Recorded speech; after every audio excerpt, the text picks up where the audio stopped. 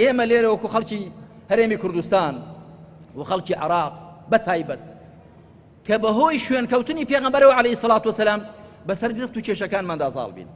ئەمن پێم وایە بە دوو سێ شت دەکەوینە سەر ڕاستەڕێ.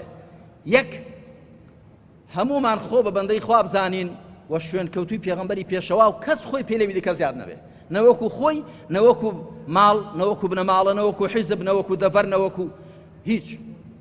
یەک.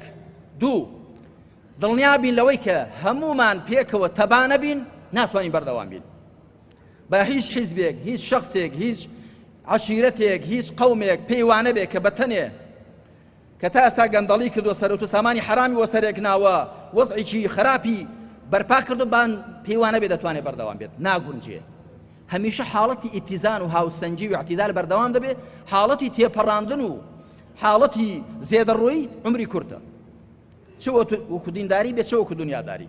سێ، و دڵنیابین لەوەی کە بەهۆی شوێنکەوتنی ڕێبازی پێغەمبەرەوە عەلەیهی سەڵات وسەلام وەکو چۆن سەرفرازی دوا ڕۆژ مستۆگەر دەکەین، بەختەوەری دنیاش دەستەبەر دەکەین بۆ خۆمان.